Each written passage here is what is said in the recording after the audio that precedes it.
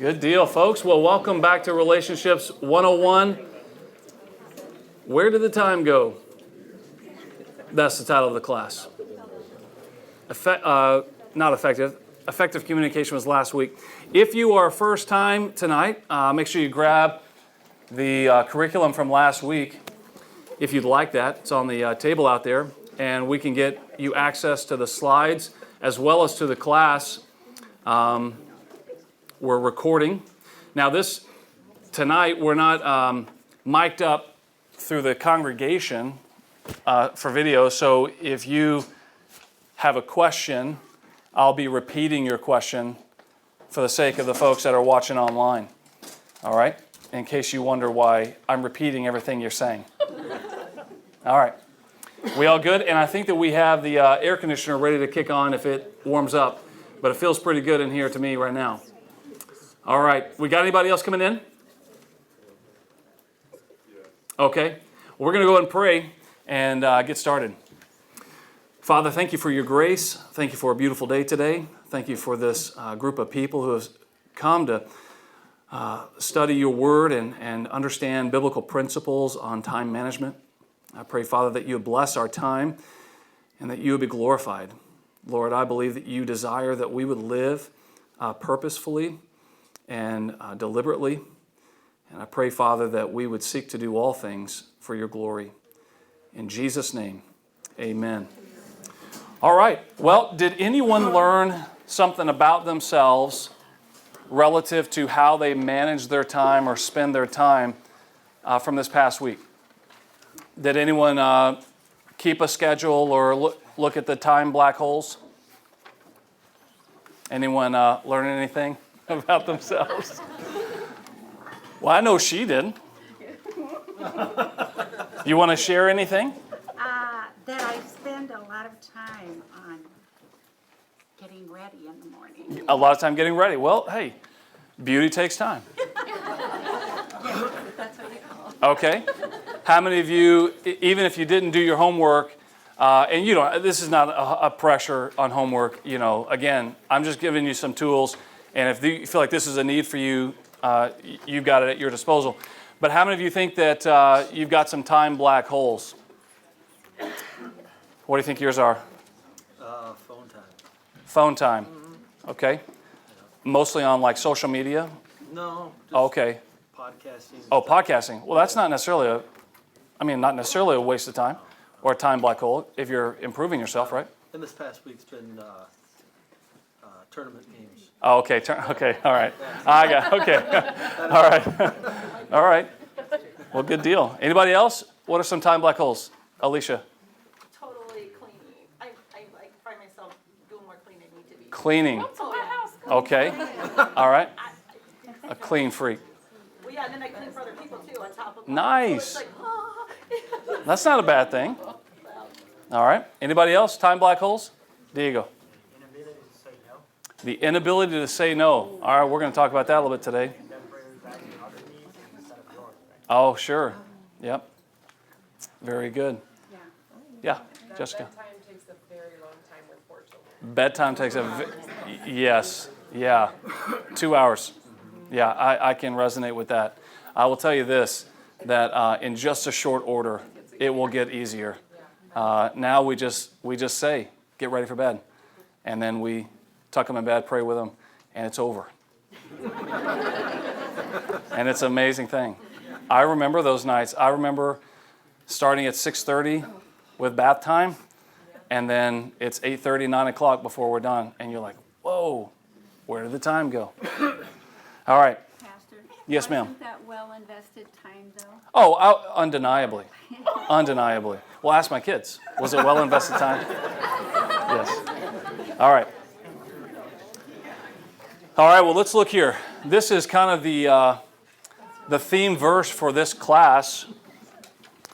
Ephesians 5:15 through 17 says, "Look carefully then how you walk, not as unwise, but as wise, making the best use of the time, because the days are evil.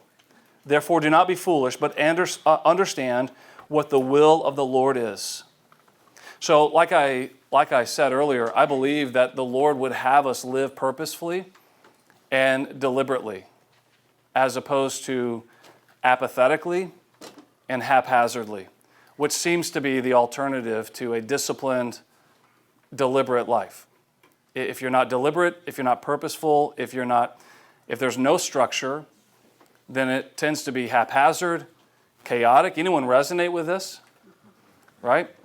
And what you're not going to get is that every moment of every day has to be on task. Right? We're going to learn about balance. We're going to learn about, this is called Relationships 101. This is not how to get stuff done 101. So this is in the context of relationships. Time management impacts relationships. And I believe that it's something that honors the Lord. Notice something that jumps off the screen at me. This is why we ought to make the best use of the time, because the days are evil. What do you think Paul had in mind when he says the days are evil?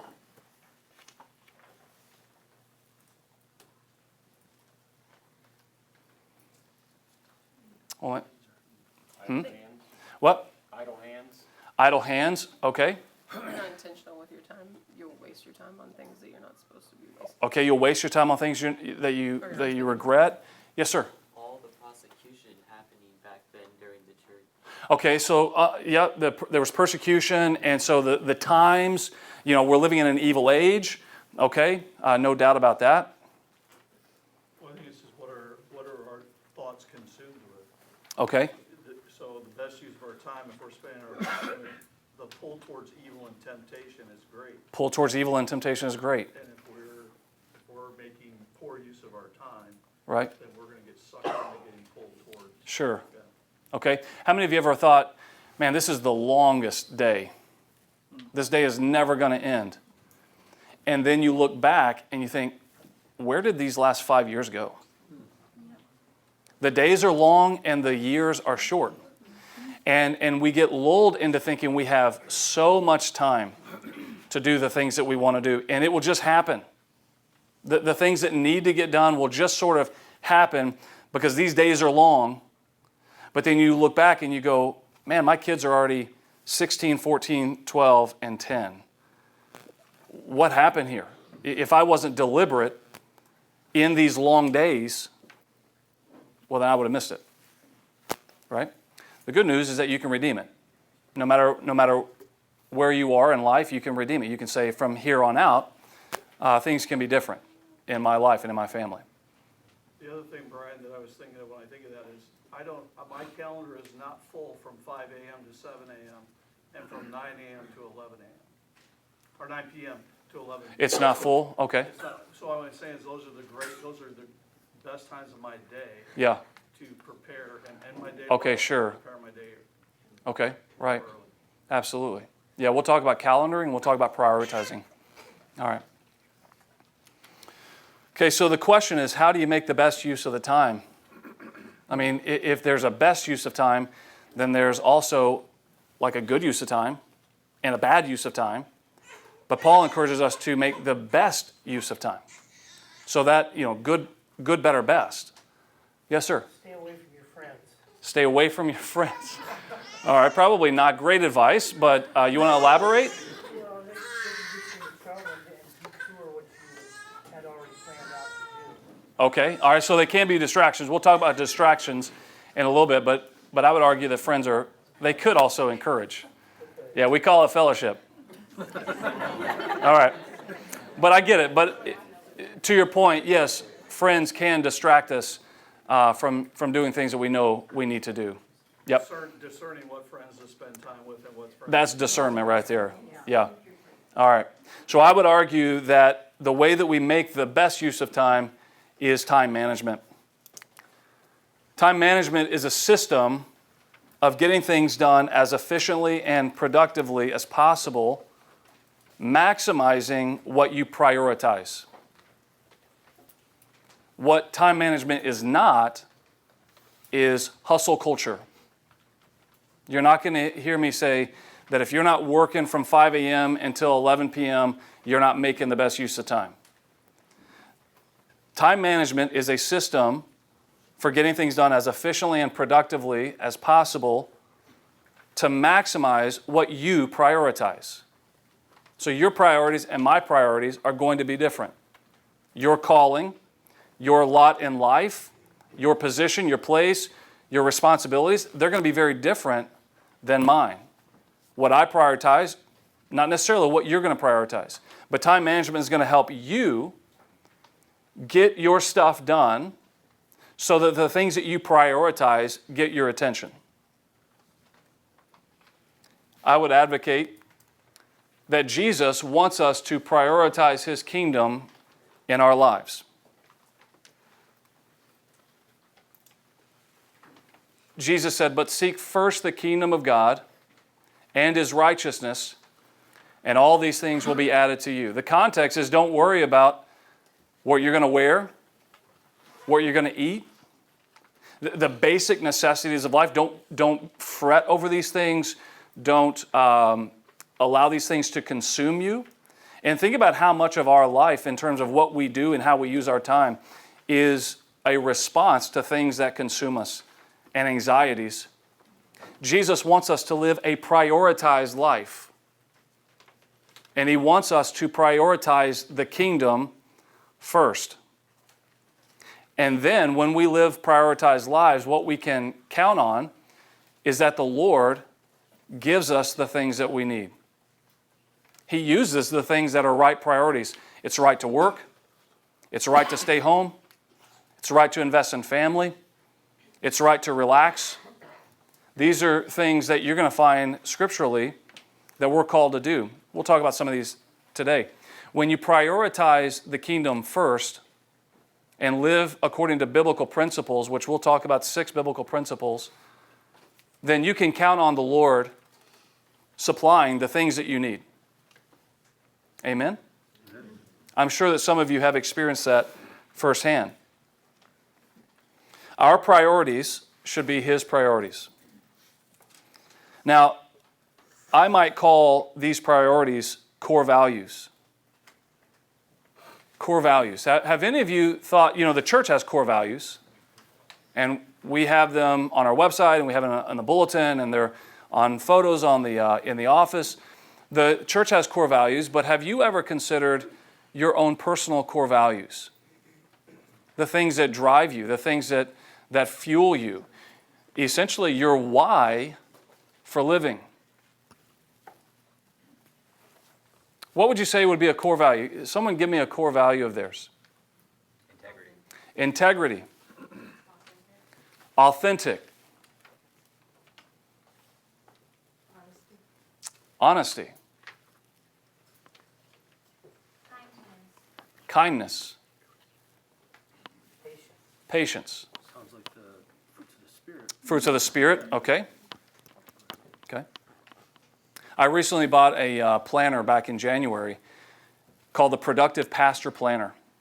And the first thing that has you work through is your own personal core values. And my core value, or my core value statement, is I am a godly man who is biblically centered, compassionate shepherd, visionary leader of my family and my church. So I work through I brainstorm all these things, just like we threw out here, and I began to see some themes, and I began to condense them, and I remind myself what my core values are on a daily basis. And then I look at my calendar, and I make decisions about what I do and about what I don't do because of my core values. So my priorities in life, I would call core values. They should be prayerfully and biblically discerned. If you have core values of being a mega millionaire, you just want to be filthy rich, I would argue, okay, you could be filthy rich for the glory of God. But if your motivation is just to be filthy rich because you want to be filthy rich, I would say spend some time on that and find the why. Otherwise, you're going to be chasing something that's never going to fulfill. But your core values ought to be prayerfully and biblically discerned. So I would encourage you to do that. And your core values should drive how you spend most of your time.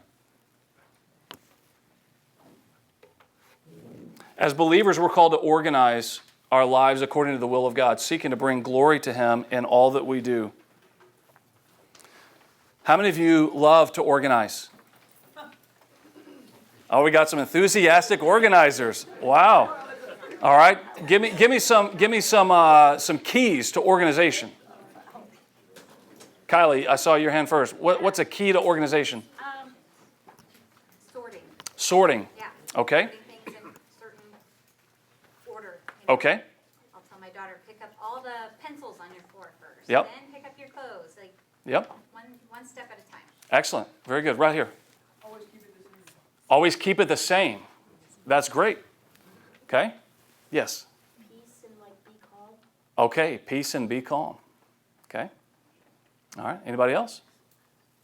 When you build something, you gotta keep it in an orderly structure. When you build something. Okay. When you build something, keep it in an orderly structure.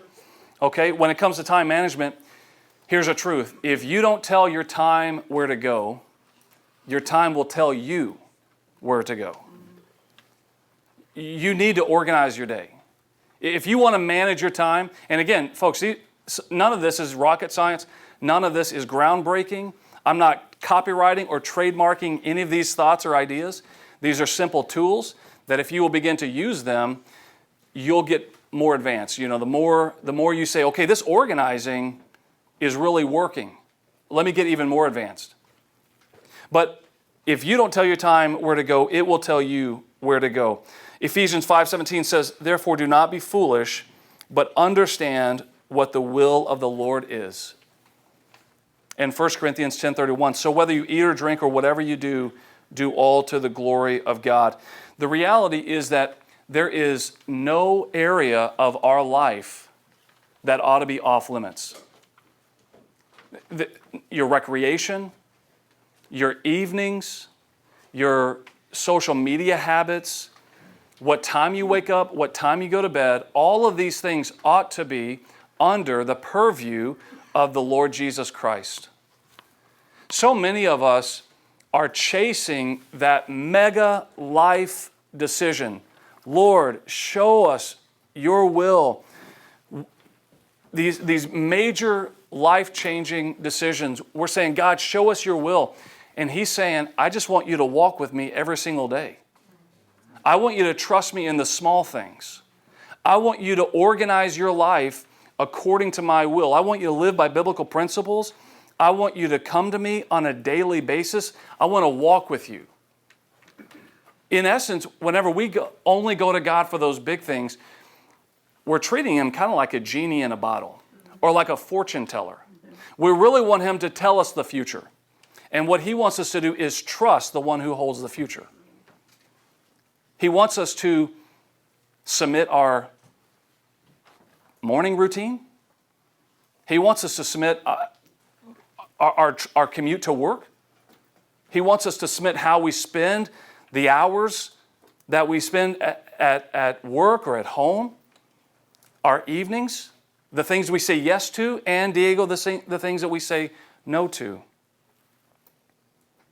If we will handle the small things faithfully, then the big things will come almost without even seeking. If we will walk with the Lord faithfully on a daily basis, he will just make things clear to us.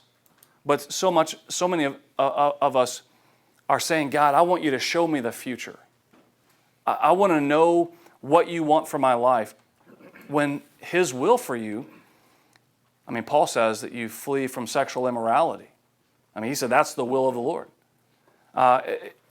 He wants a relationship with you. He wants you to walk with him on a daily basis. All right. Habitual mismanagement of time is irresponsible toward God and disrespectful of others. It can be a real source of tension in any relationship. What about that statement that I just made? Habitual mismanagement of time is disrespectful of God. Agree or disagree? I hope you'll agree. Tell me why you agree. Al got it. What does that mean? I mean, if you don't agree, yes, Jesse. Because he says, in him we live and move and have our being. And so we can't do any of that without him, therefore. Okay. We're made for His glory. Yep, thank you. Jim, did you have something? Oh, okay. Oh, yeah. Time is a creation of God, as are we. Time is a creation of God, as are we. How many of you believe that God has a purpose and a plan for your life? Okay, I want everybody to raise their hand because here's a truth. God has a purpose and a plan for your life. I think you would all agree with that, but I think you'd probably agree on some metaphorical level. Like He has a purpose and plan for me way up here. When do you think that He's working that purpose and plan for your life? All the time. In everything that you do. And therefore, everything that we do ought to be submitted to Him. That's what 1 Corinthians 10:31 says. Whether you eat or drink. Look at that. Whether you eat or drink. How many of you pray about what you eat and drink? Great. Whether you eat or drink, do everything for the glory of God. I would argue that you can't do everything or all to the glory of God if there is no organization in your life with how you manage time. Hey, Brian. Yeah. To say I agree 100% with that statement. However, sometimes in different cultures, in different countries, that looks a lot different than what Sure. we in the West are used to. Yeah. And we have to learn that a lot of times when different countries we visited and things like that. We're like, Right. nothing is on time, and it's irritating. Yeah, sure. That's just the way they operate. It's just Right. a little different. But I think the key word there's habitual mismanagement. Yeah. And there's still organized structure. So Yeah. countries and other cultures, it just looks a little different. Yeah. And again, my intent here is not to have you all with a schedule that looks exactly like mine. Okay? I have priorities and you have priorities. Mine are prayerfully considered, and I hope that yours are prayerfully considered. And what I want to do is help you maximize the priorities in your life. Okay? All right. So it can be disrespectful to God. It's also a real source of tension in any relationship. Anyone agree with that statement? Time management can be a real source of tension in any relationship. Okay? Who in here that's married has a habitually late partner? Oh boy. Oh boy. All right.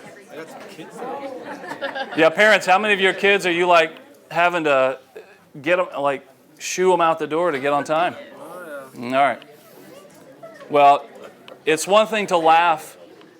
It's one thing to laugh about here in the classroom, but it can be very frustrating whenever, when someone is not congruent. I mean, when your view of time does not align with someone else's. A couple biblical principles here. Luke 6:31, the golden rule, as you wish that others would do to you, do so to them. Now, contrast this, Eric, with the fool's golden rule, which is do to them as they have done to you. That was Addison's golden rule. Yes, that must be how they want to be treated, because that's how they treated me. So yeah, that's the fool's golden rule. Do unto others as they have done unto you. No, the golden rule is as you wish that others would do for you, do for them.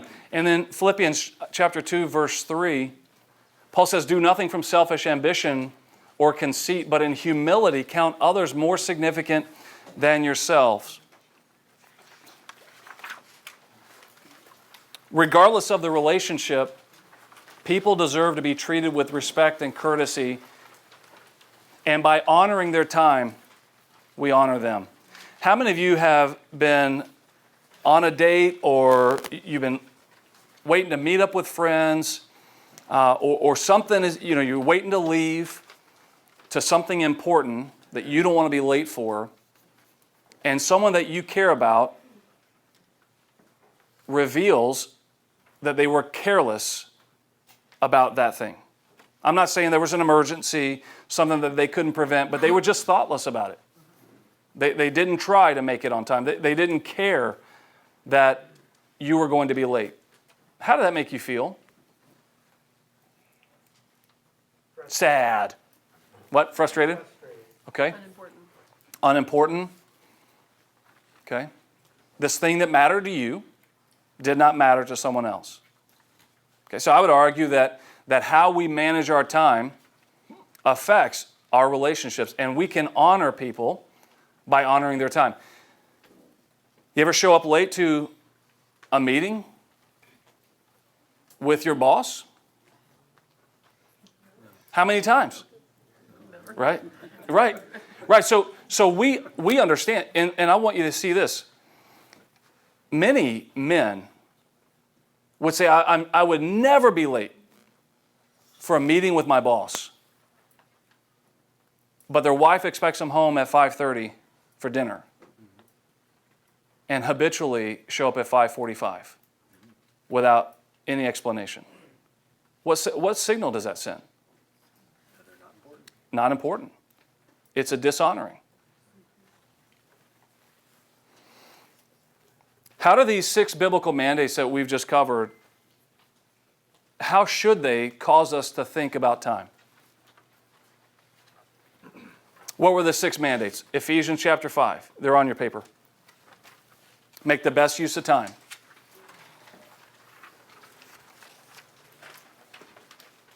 Matthew 6:33. Seek first the kingdom of God. Ephesians 5:17. Understand what the will of the Lord is. 1 Corinthians 10:31. Whatever you do, do all for the glory of God. Luke 6:31. As you wish that others would do for you, so do so to them. And Philippians 2:3. Do nothing from selfish ambition or conceit, but in humility count others more significant than yourselves. How do those 6 principles, you about to answer? Okay. Those 6 principles, how should they affect or impact the way we think about time?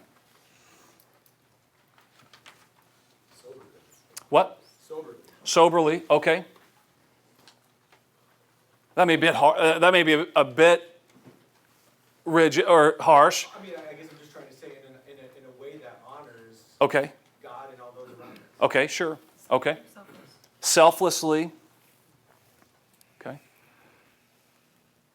He's the first priority. Okay, he is the first priority. But not just, Yes, sir. I would say it's not our time, it's God's time. It's not our time, it's God's time. Right, it's a gift that the Lord has given us to do what? To use wisely? To glorify Him? I would argue invest. Did you have any more to add to that? Okay. I would argue to invest. You know, think about this.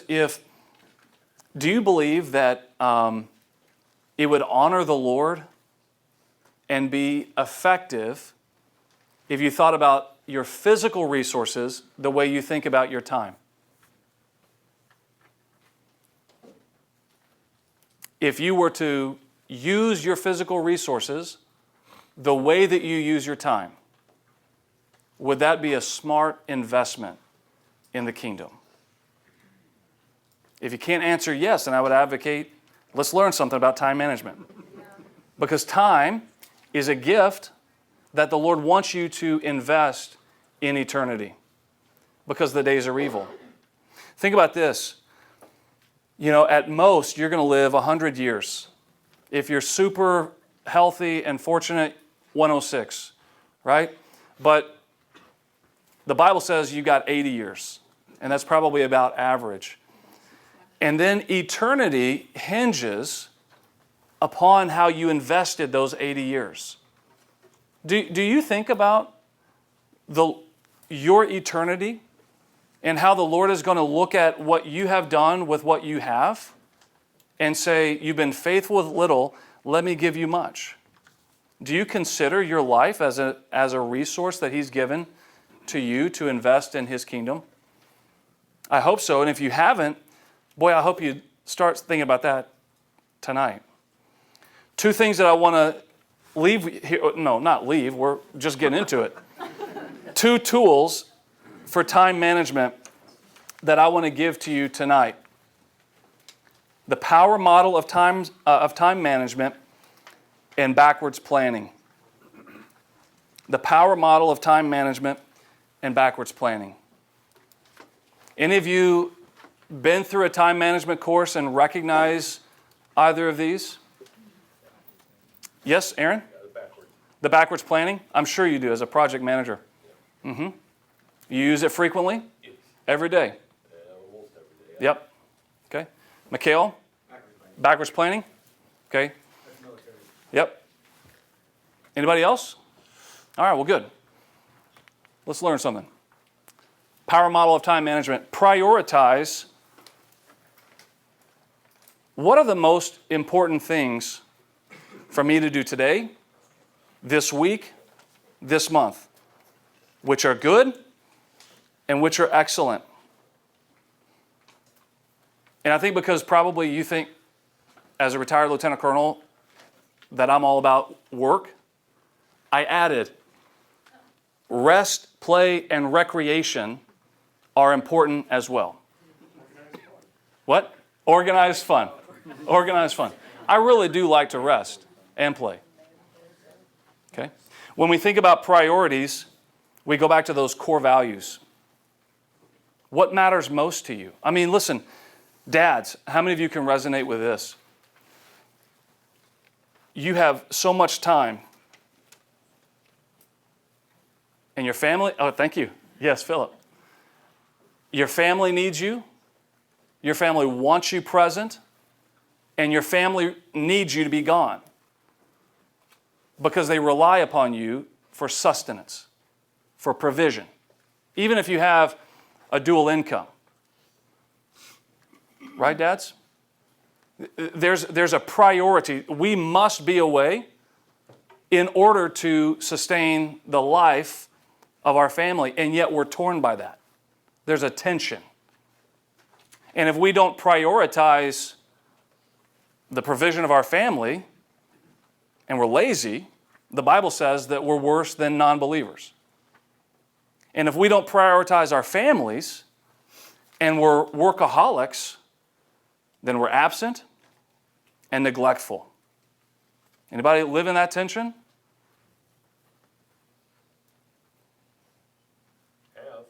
You have? Okay. It's a real tension. And the way we get out of that is we figure out what our core values are. What matters most to us? Does provision matter? Absolutely. Does family matter? 100%. Core values determine your why. And listen, if you do not prioritize anything, I would argue that you prioritize apathy.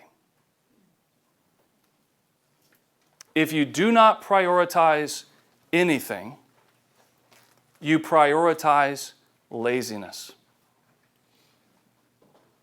I'm not trying to hurt anybody's feelings.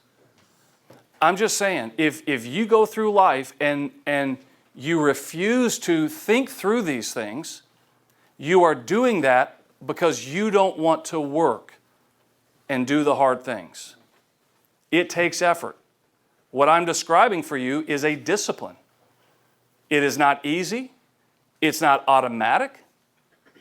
It doesn't just happen. It takes work. And when you say, I'm not going to think about how I spend my time, I'm not going to prioritize, I'm not going to think about my core values, I'm not going to ask the Lord about His will for my life and how I invest this time that He's given me, then you are in fact prioritizing something. And it is your own comfort and laziness. And guys, that's a hard pill to swallow.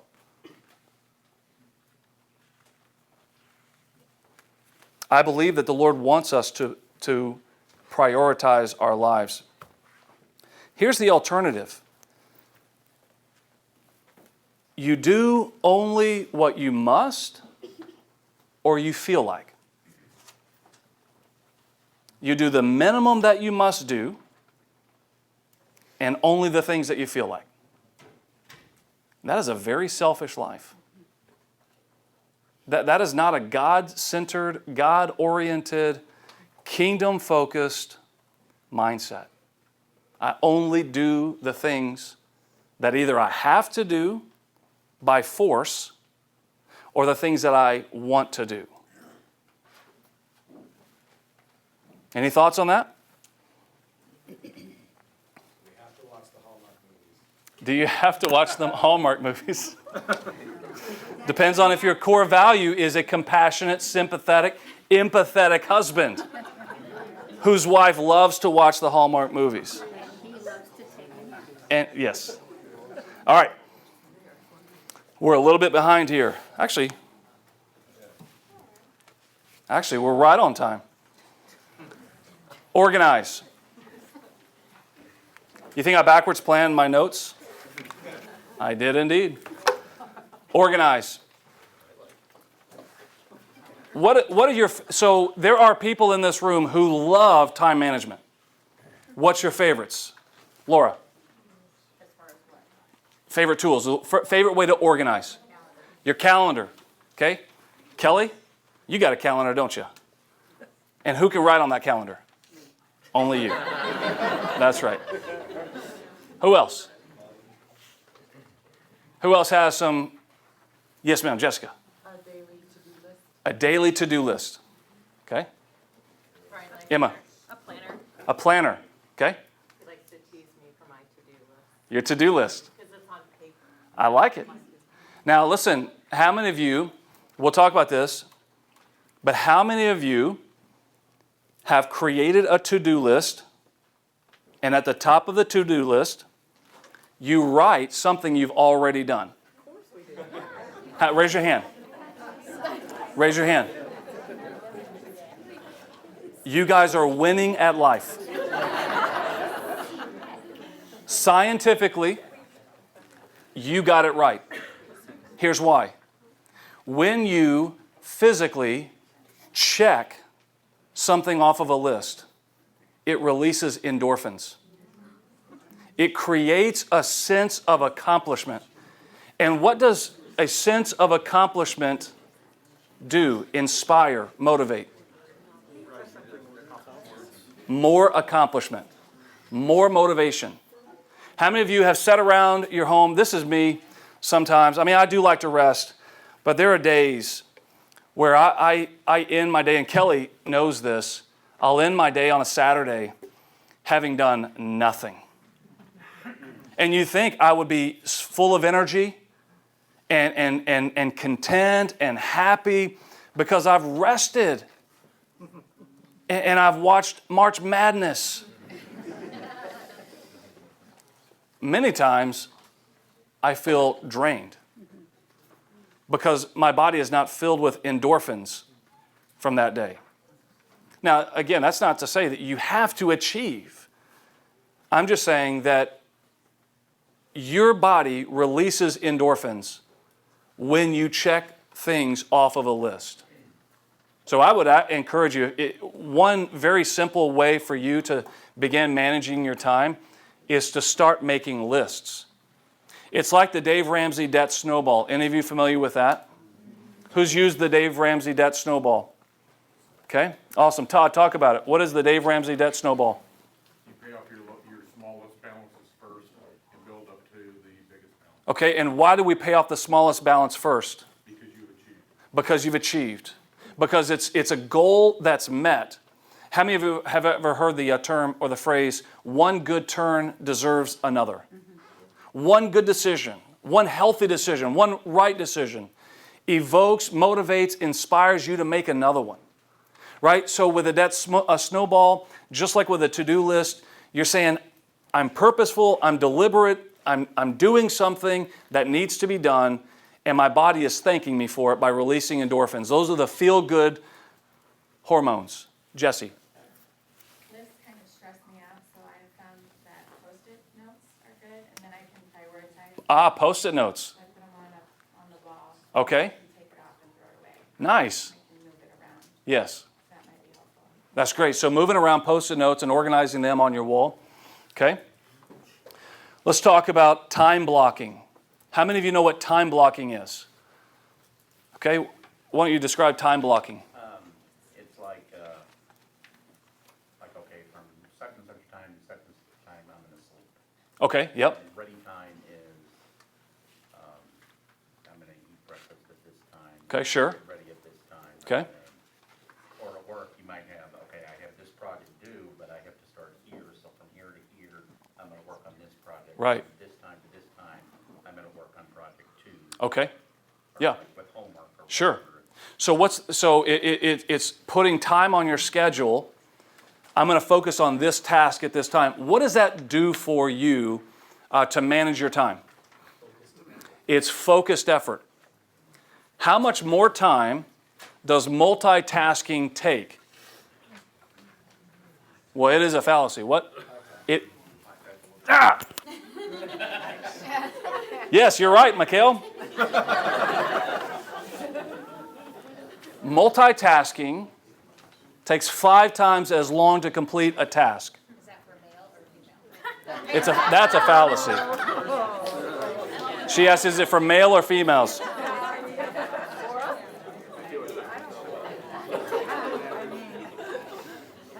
All right.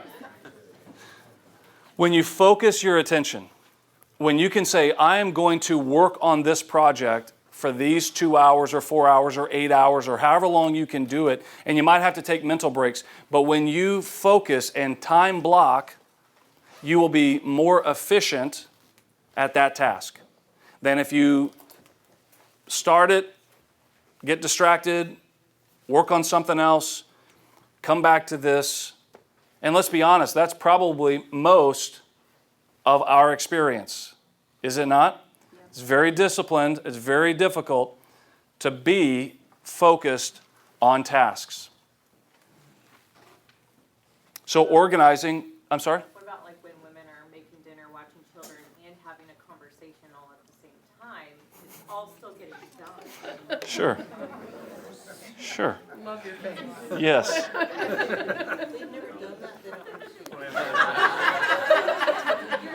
I don't, yes, I don't deny that. There are differences between men and women. Whatever, but you know, Yeah. there are times when multitasking is important, especially in. Yeah, sometimes it's necessary. But let me ask you this. If you could cook dinner without any distractions, would it go smoother and faster? Yes, that's what it would. All right.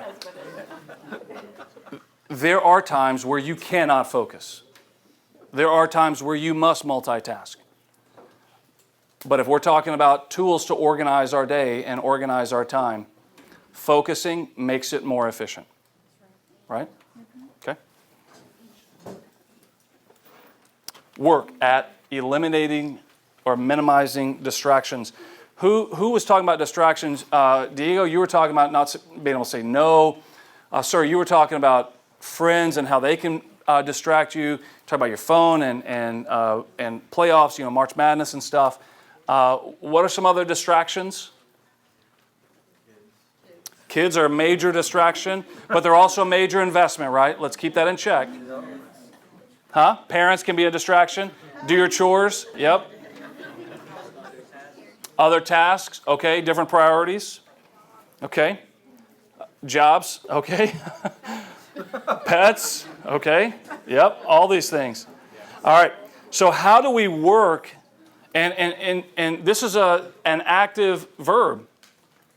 Work at minimizing distractions. What's going to happen if you don't work at it? You're going to be distracted. You're going to look up and say, where did the time go? I got to work late tonight. Dinner's going to be late tonight. We're not going to make it to the movie tonight. We're not going to leave on time. We're going to be late to church.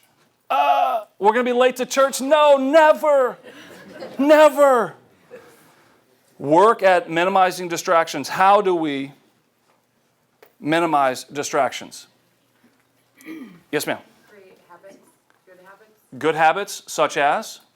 I try to leave my phone plugged in now so that I'm not checking the text messages all the time. Okay. You leave your phone plugged in. And then go In one place. Okay. All right. Excellent. You try. I get it. Yep. Yes, ma'am. For like church, the night before we prepare all of our clothes and anything that Yes. needs to be done, so there's no decision making and showers are done, so you get up and you get ready and you go. So you said the night before you lay out all your clothes for the kids. That's a great habit. Also, I've come to realize that with young children, I take longer to get ready, so if I'm getting them ready Yep. and myself, we're gonna be late. Yep. So Brian gets the children ready and That's awesome. I get ready. That's excellent. Yes. Okay. So husbands, help your wives get ready. Okay. Or help the kids so your wives can get ready. One Yeah. thing, she mentioned it, keeping your phone plugged in, but having spaces throughout the day or time throughout the day where I basically have no notifications on my phone. Yeah, I yeah. have to intentionally go in and check either email Yep. and or text messages. It might look different for everyone. Sure. I've completely eliminated notifications from my phone because every time you hear that ding or Yep. vibrate or Yep. buzz or anything like that, Sure. that automatically distracts us. And kind of Right. reducing that really has helped me the past Yeah. couple of years. Yeah, you get that notification. It's a text message. You're like, it's nothing. It's not even for you. It's a group message, and someone else is responding to someone else. But your phone is now in your hand, and it's crying out to you. Spend time with me. Look how beautiful I am. And you hit that app, and you start scrolling, and then you go into Reels, and you start scrolling. And then you put that phone down and you realize it's been 15 minutes while you were trying to focus on a task. And you wonder, why can't I get my work done? Why does this take all day? This shouldn't take this long. Those are some great things. You know, the iPhone, I don't know about Androids, but the iPhone has different settings, you know, a work setting, a sleep setting, a do not disturb setting, where you can choose which notifications come through. Okay? All right. Anybody else on minimizing distractions? If I'm in the office, I put my headphones on, Oh, so somebody won't scoot back and okay. interrupt. Not. Sure. But if there is an important aisle conversation. Yep. I can still kind of hear what's going on. 'Cause Right. I volume down and then, It's a signal, yeah. and it's sort of like, I was going to talk about this, my open door policy. So on Mondays, I work from home on sermon prep. It's focused, it's undistracted. On Tuesday, Wednesday, and Thursday, I prioritize staff development, member care, meetings. All day Tuesday, all day Wednesday, my door is completely open. Anyone on staff, any congregant can walk in and, well, let me just be careful to say. I do have appointments time blocked, but I have an open door policy. My door is open. It says, you may walk in. I'm working on something, but this is time for you. On Thursday, I'm in the office, but my door is almost closed. And that says, I am present, I am here, but I want it to be a good reason for you coming into my office. You want to tell me a joke? Tuesday and Wednesday, my door's open. Come in and tell me a joke. But on Thursday, my door is cracked, and you've got something that you want to talk about, something that you need my attention, you need my relationship. Okay, let's talk. If my door is all the way closed, then I'm signaling I am really into something that can't be distracted, right? So that's how I do it. You have headphones. There's all kinds of ways to signal to your coworkers that you need to be focused. Yes, sir. One tool that I use is I purposely, because I get so many calls during the day, being Yeah. a project manager, that I purposely have not set up my voicemail, so people will. Yeah. And I have that information, because I'll get no work done if I answer every phone call. Yeah. That's excellent. Galaxy has scheduled text messages too, so. No kidding. So you won't even get notified, or the text messages won't come in? No, it'll come in, but if I need to respond, I'll respond. But if I need to respond a week from now, I'll schedule it today, and then it'll send. Oh, that's cool. Oh, wow. Okay. It'll remind you a week from now. It'll send it. Oh, okay. Oh, okay. Neat. All right. Here's a warning. We can err on either extreme, right? And I would say that one way that we can err at working at eliminating distractions is we get so task-oriented that we forget that we're people and we're in relationships, that we work with people, that we love people, that we live with people, and people need our time. And so don't get so good at eliminating distractions that you forget that this class is about relationships, right? Time management is helping us do things as efficiently and productively as possible to maximize the things that we prioritize. And I will give you this. If you are a follower of Christ, the kingdom of God is your number one priority, and the kingdom of God is about people. Amen? Amen. Evaluate. Did you get everything done? Now we're behind. Shoot. Evaluate. We're not staying on time here. Did you get everything done? So this is where to-do lists come in handy. Did you get everything done? I have no idea because I don't know what I was supposed to do today. Some of you have jobs that it's just you being present and responding. Okay, great. But you have things to do, I'm sure, personally. So did you get everything done today? Don't forget to evaluate your stress. When you lay your head down at night, you feel good about that day? You feel like you honor the Lord with how you invested your time that day? You feel like there was balance in your day? Do you think that your wife or your husband would agree that you managed your time well that day? It's not just about did you get the things done. I can't emphasize that enough. Did you honor the Lord with your time today?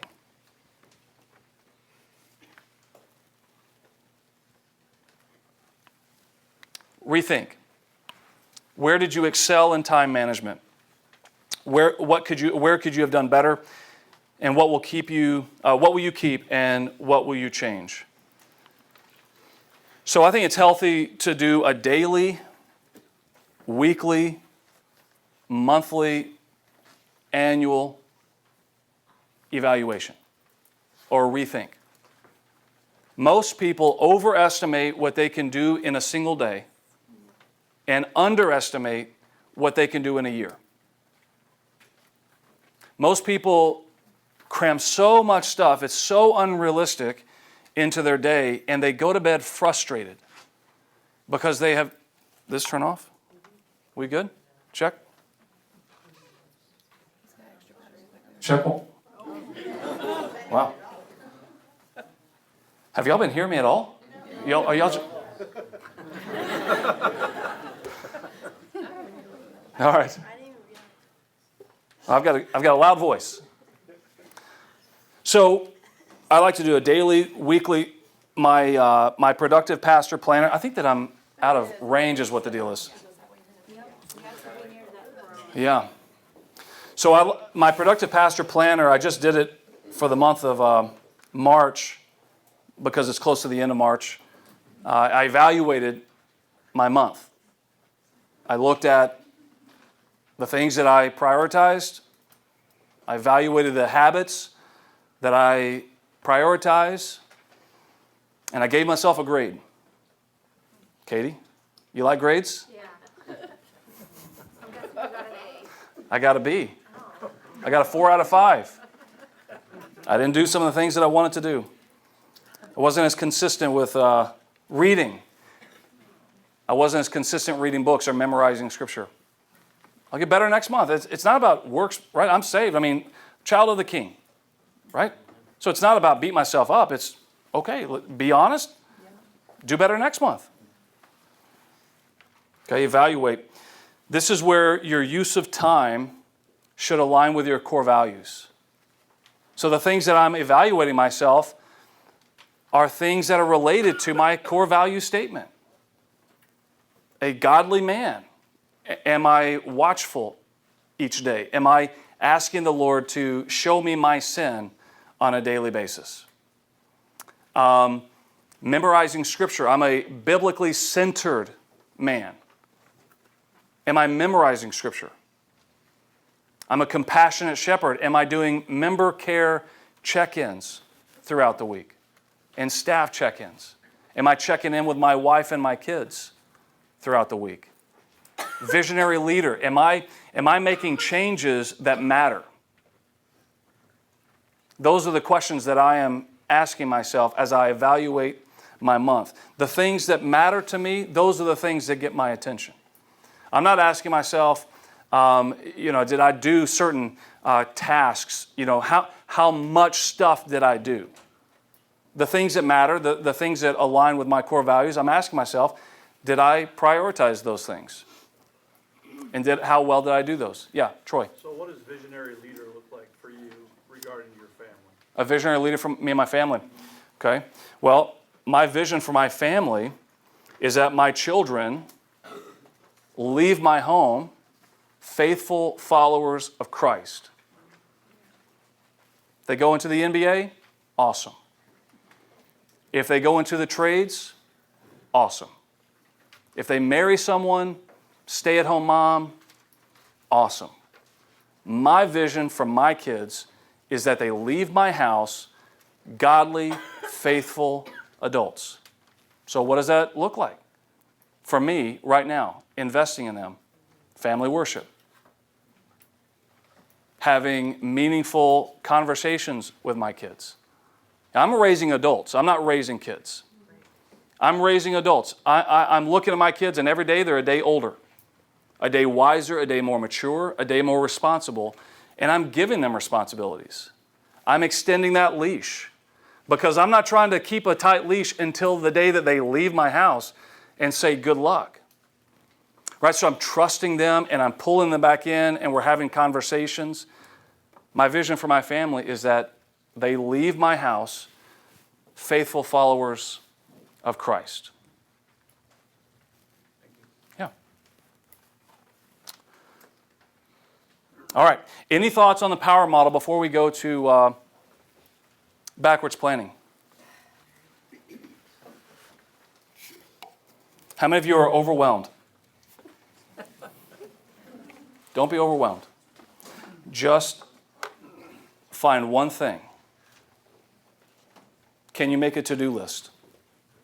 Start there. You already make to-do lists? Can you get a calendar? Start there. You got a calendar?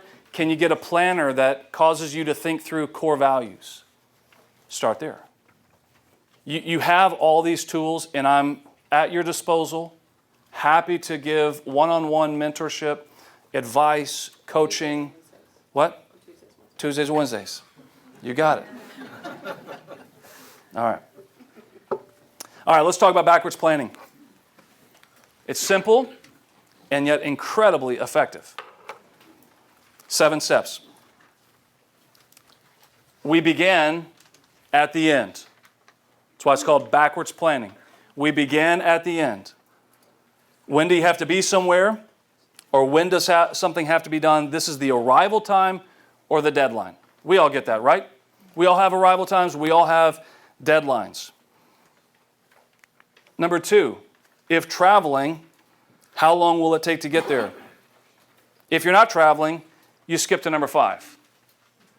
If you're traveling, you add 50 to 150% of the travel time to account for the unknown. 50 to 150% of the travel time to account for the unknown. A good rule of thumb that has never let me down. If you're on time, you're late. If you're 5 minutes early, you're on time. Okay? It's true. I've never regretted once in my life being 5 minutes early. Ever. Pastor Brian, don't punish the prompt. Don't punish the prompt.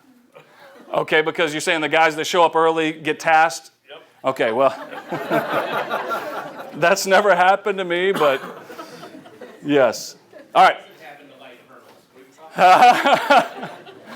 All right. All right, number 4. Subtract this time from your arrival time, and now you have your departure time. Of course, this is if you're traveling. Okay? So you have your arrival time, How long does it take you to get there? Multiply that by another 50% to 150%.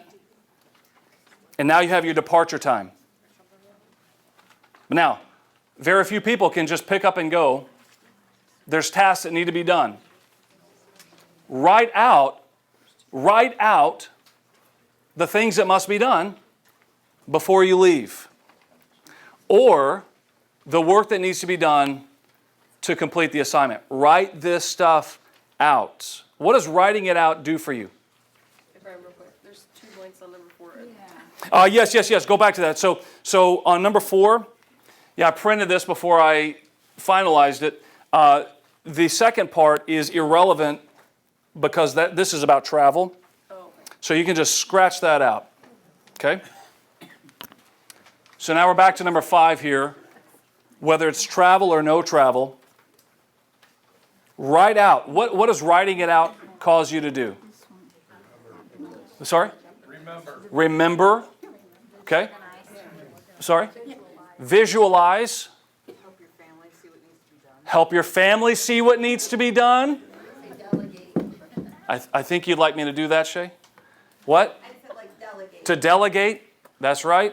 Okay, it causes you to think. It causes you to have a plan. Right? Because many of us just go, okay, I know that I've got to be somewhere at such a time. And that's as far as you go in terms of the thought. And you wonder why you don't make it on time or why you're always rushed. Okay? So you think through, you write out the tasks that must be done before. Now, number 6, assign an estimate of how long it's going to take to get each of these things done. Now watch this. Think carefully, not wishfully. In ideal, perfect situations, this task can be done in 10 minutes. And none of us ever has lived in an ideal, perfect situation in which this task took 10 minutes. But we want to give it 10 minutes. So think carefully, not wishfully. I wish I could talk over there. We'll have to figure that out next week. What if you had never done the task? All right, so I initially wrote a guesstimate. And sometimes you might have to guesstimate how long this is going to take. In which case, I would say be generous to yourself if you've never done the task. Okay?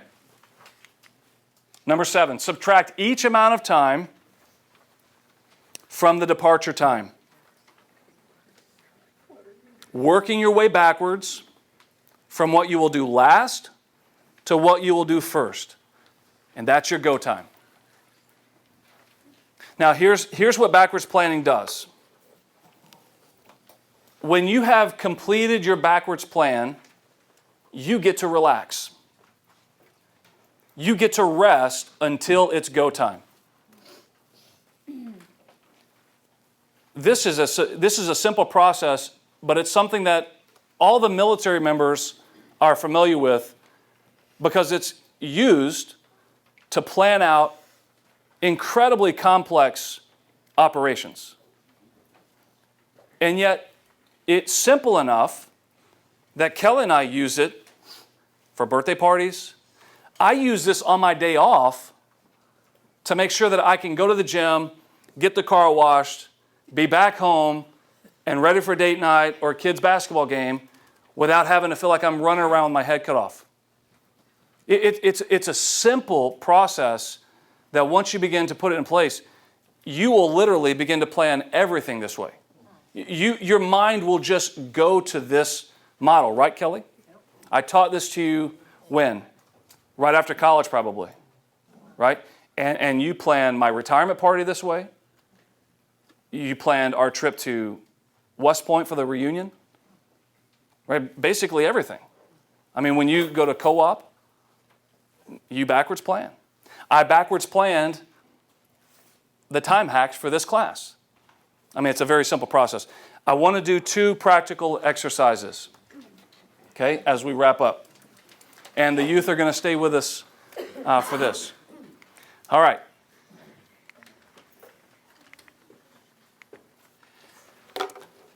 So here's the practical example. First, we're going to do a travel. Chicago O'Hare.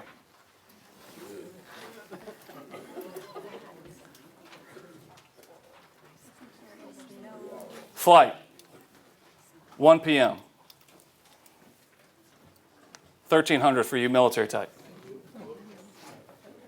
1 p.m. That's my arrival time. Right? That is when, that's the no, remember my audience. No later than, my flight's leaving at 1 o'clock. Okay? Now, can I show up at Chicago O'Hare at 1 o'clock? TSA says I should be there how many hours ahead of time? Okay. So I'm sorry, that's not, yes, I'm sorry, I'm confusing you. I'm confused myself. All right, that's the flight time.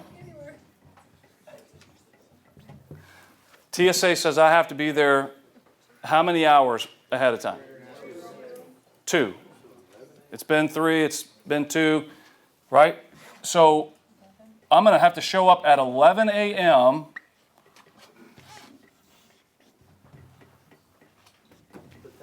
in order to check bags. That's to get to the check-in. You gotta go park, so that's probably another 30 minutes. Okay.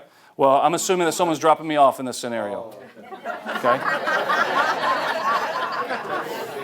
All right. Ask the planner anytime. Yeah. Pastor Andy is dropping me off. He loves to drive to Chicago O'Hare. All right. So my arrival time at O'Hare is 11 a.m. How long does it take to drive from here to Chicago O'Hare in normal conditions? 2.5 hours. Now, I'm going to add 50%, roughly, to account for the unknown. Why not 150%? It's ridiculous because we've already got some buffer built in. Okay? Can you arrive, theoretically, at Chicago O'Hare at, say, 12:15 and make your plane? No, It's conceivable. not really. It's conceivable. We tried. It's risky. My point is there is some buffer already built in. Now, if let's say that it's a wedding in Chicago instead of a flight, you might want to build in 100% more time. You might want to double your time, right? If it was something that your life depended on you arriving on time, you might go the night before or that 150%, right? You want to build in more. So because we already have some buffer, I'm going to give myself 3.5 hours to drive. Okay? So that means a 7:30 what? Departure. That is the no later than departure from my house. If I'm not in my car, and my wife is not sitting next to me, and my kids are not behind me, and the luggage is in the back of the van, we are late. We're not late because we're not here at at 1 o'clock. We're late because we have failed to depart at 7:30. Okay. Are you calm or angry? Like a cucumber man. Calm, cool, collected. That's me. 7:35 rolls around. All right. Now look. Now how many of you can roll out of bed, get in your car, and drive to Chicago O'Hare? Not many. Maybe some husbands. Maybe some kids. But things have to be done. What has to get done before? Pack. Okay, you got to pack. Do that yesterday. What else? Okay, you got to get dressed, right? Take care of the pets. Okay, pets. Okay, fuel. How about I know that you guys are all thinking this. Quiet time. Right? Right?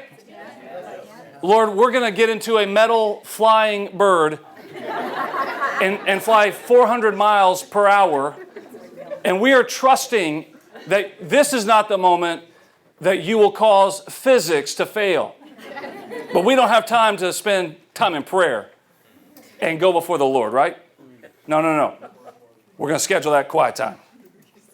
All right. So I give reasonable amounts of time. Now, I've laid it out here on your curriculum. 15 minutes for me to eat breakfast. 30 minutes to shower and get dressed. 30 minutes to pack my clothes and load the car and have my quiet time. Notice that I've scheduled my packing the clothes and loading the car before I take a shower, because I don't want to go to the airport sweaty, rushed around. Right? So I'm thinking about this. When do I want to do this? How do I want to organize my morning? Huh? I would probably do yesterday. So I know that I've got, see, someone read off these times for packing. What did I say, 30 minutes? And 30 minutes for getting dressed. And did I have chores on there? It's on your page. We're number 7. All right. Yeah, we're number 7 now. Okay? So the next step is to begin to work backwards. You know, the thing that I'm going to do just before I depart is I'm going to eat breakfast. So I know that if I'm not eating breakfast at 7:15, I'm late. Okay? And hungry. I'm going to have my quiet time just before that. And I'm going to give myself 30 minutes to have a quiet time. Okay? So I need to be having my quiet time. If I'm not praying and got my Bible in front of me at 6:45, I'm late. I've got to pack my car, load my car, 30 minutes. If I am not loading suitcases, if suitcases are not downstairs by the garage by 6:15, I am late. Now I think I got this backwards, didn't I? I put here shower. Yeah, I got that mixed up there. If I am not proceeding to the shower at 5:45, I am late. See, I'm not late up here. I'm late right here or right here. And if I'm late right here, what do I got to do? I got to pick it up. I got to carve some time out. This is a no-brainer right here. That is a non-negotiable, because I need Jesus to get me through the day. Right? This I might do on the fly. I might skip this and go straight to this. All right. But look, my go time is what? 5:45 a.m. Now, if I can be disciplined and wake up at 5:45 and I have my to-do list with my time hacks, then I can go through my day from start to finish peacefully. I'm not going to be that person. I refuse to be that person running through the airport. I'm not going to be that person, Katie. That's not going to be me. Isn't that kind of the alternative to this? You barely pull into the parking lot or get dropped off, and the line is a little bit longer than you thought it would be, and you're running through the airport like your hair's on fire. You see these people, right? And you make fun of these people. You laugh at these people because it's ridiculous. But that's you sometimes. Hair's on fire. Or here's the alternative, dads. You make everybody wake up at 3 a.m. and you sit at the airport for 6 hours just to be safe. Right? All right. All right. Hurry up and wait. I am very familiar with that. Let's do a Let's do a project.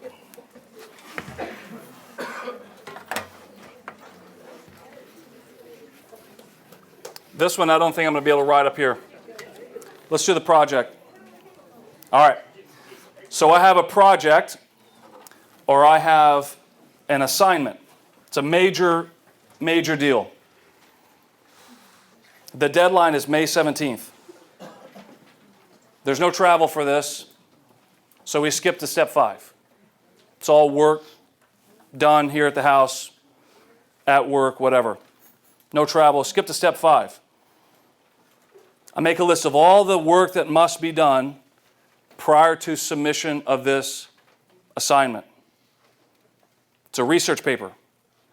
So I have to research, I have to organize that research, I have to write it, to proof it, or maybe it's an assignment at your workplace, and you still need to research, but then you need to plan or execute and get inspections.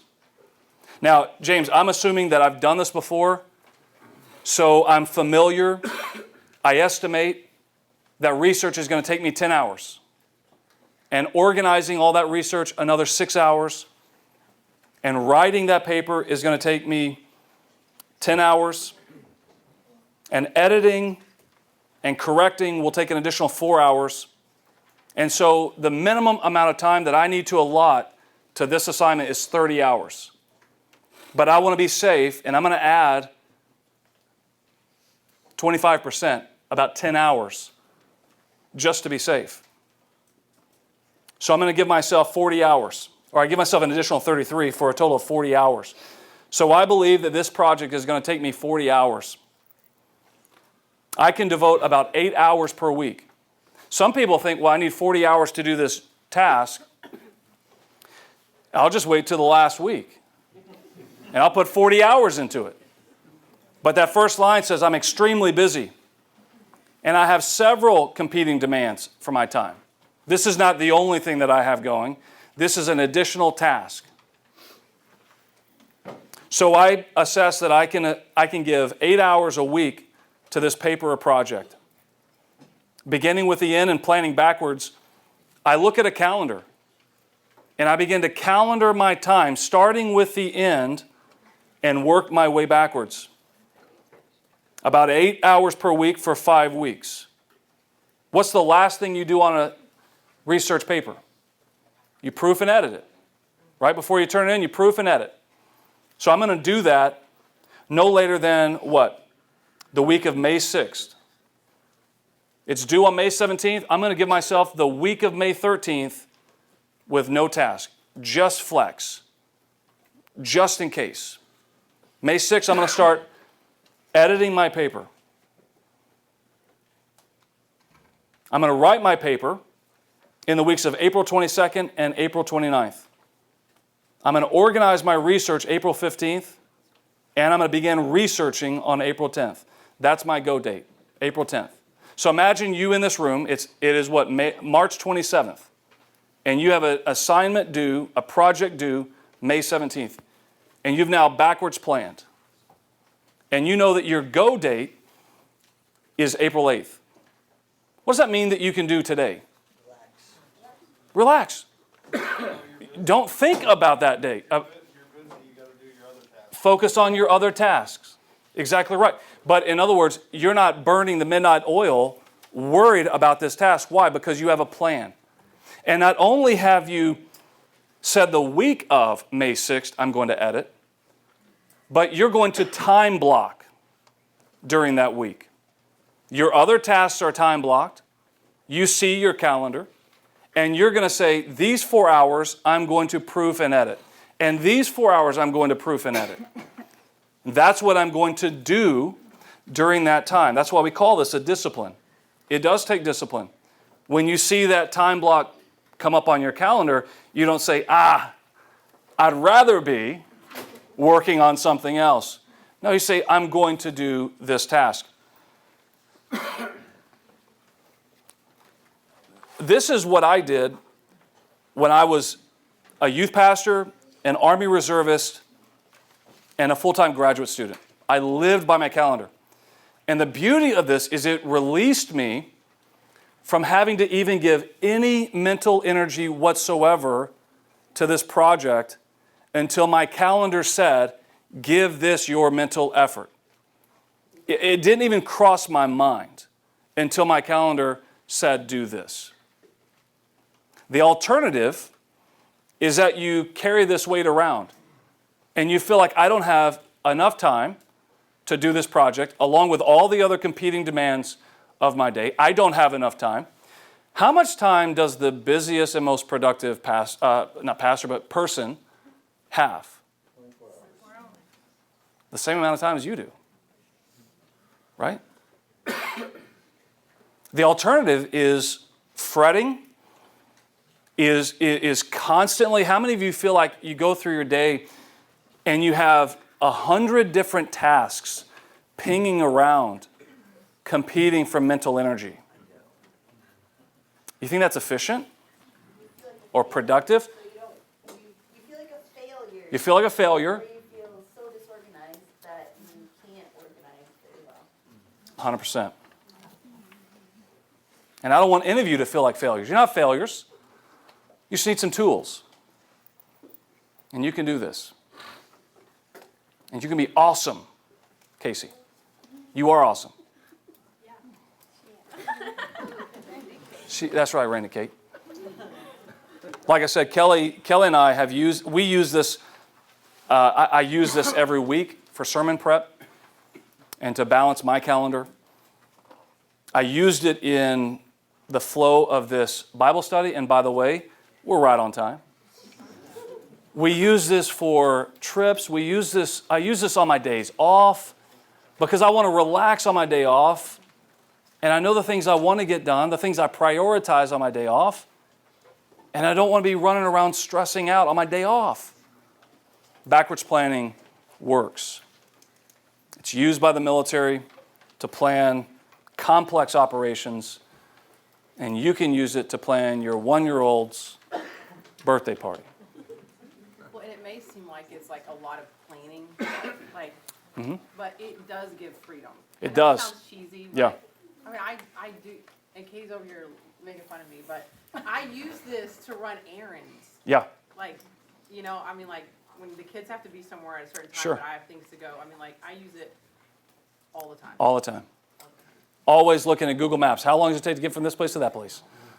Planning. All right. Okay. All right, listen. The tool is now in your toolbox. It's up to you to use it if you want it. I encourage you to do that because time management is not about cramming as much as you can. It is about doing things as efficiently and productively as possible to maximize what you prioritize. Amen? Amen. All right. Father, we love you. We thank you for your grace. We thank you for wisdom. Lord, your word tells us to make the best use of our time. Help us to do that. Help us to glorify you, to do all things for your glory. In Jesus' name I pray. Amen.